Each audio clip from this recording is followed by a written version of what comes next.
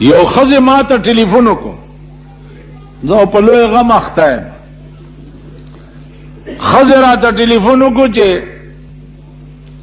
ته دې ښځو نه څه غواړې چې دې ښځو پسې شوې. مالخورې زه خو تې څه نه غواړم، ما نه پرېږدي. دا حق بیان نه کم نو د قیامت په ورځ به قرآن زما مرۍ ته لاس اچوي که نه به اچوي. که زه ظالم ته ظالم ونه ویم نو د قیامت په ورځ به قرآن زما مرۍ ته لاس اچوي که نه به اچوي. چې ما ته قرآن ویلی دی چې د ښځو دا حکم دی او هغه زه ونه ویم نو قرآن به زما په مرۍ کې زولنې اچوي او ما به جهنم ته بوزي که نه به مې بوزي. زه مجبور یم. نو ما ته وایي چې تاسو سړي که هر څه کوئ خیر دی، خو که ښځه هسې لږه بازار ته راووته نو په تاسو باندې تندر را پرېوځي. مال رښتیا دی خدای په مونږ تندر راوغورځوي چې زمونږ تاسو ښځې یې. هغه سړی دی خدای د آسماني تندر شکار کی چې د کم سړي ښځه په کوڅو کې بربنډه ګرځي. امین کوي خدای هم سټې وباسي. د آسماني تندر شکار شه. دا خو د قرآن خبره. بیا په داسې شرمېدلي ملک کې اوسېږي.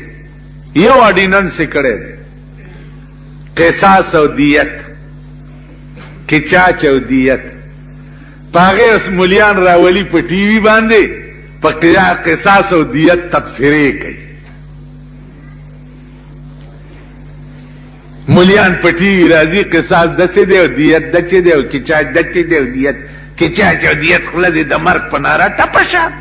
کچاچ او دیت څنګه دی؟ خوله کې دې دانه وخېږه، دې کې د وینا څه ضرورت دی؟ کلیر کټ آرډر دی، د قرآن حکم دی. په دې کې د ملا د تبصرې ضرورت څه دی؟ او بیا هغه تالی سټ او درباریان ملیان پې راولي چې کوم د خان د خولې نوکران.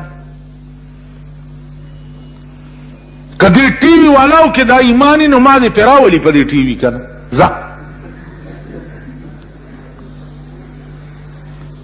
ما دې راولي پې باندې چې قصاص او دیت باندې زه ورته تبصره وکړم. دوی خو دې نږدې ما ته راشي، نږدې نه راځي. یو ځل را پسې راغلي ویل مولانا صاحب یو تقریر مال زه چې څه وایم ما به وایم، دې له مې پرېږدئ. وایي دا نه که نه موږ به لیکلي درکړو. مال ښه د خر لیکلي به زه پړاوم په ټي وي کې، ته به لیکلي راکړې. زه چې څه وایم ما به وایم. ویل نو ته به څه وایم؟ مال زه به یې نیسم د نواز شریف نه بیا راونیسم تر یو بابو پورې، دا ټول تاریخ به بیان کړم.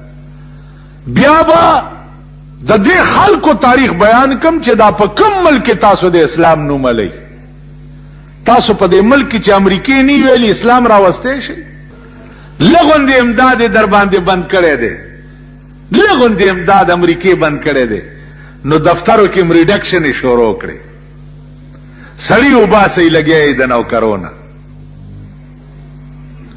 چې د ماما امداد بند دی.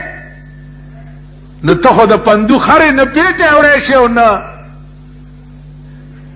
قلبه کولی شي.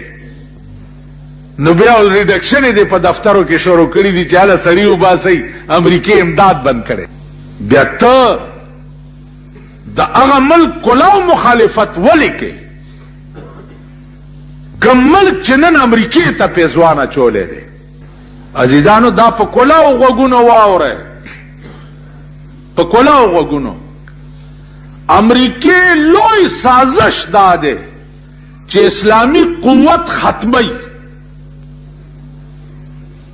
اسلامي طاقت ختمی.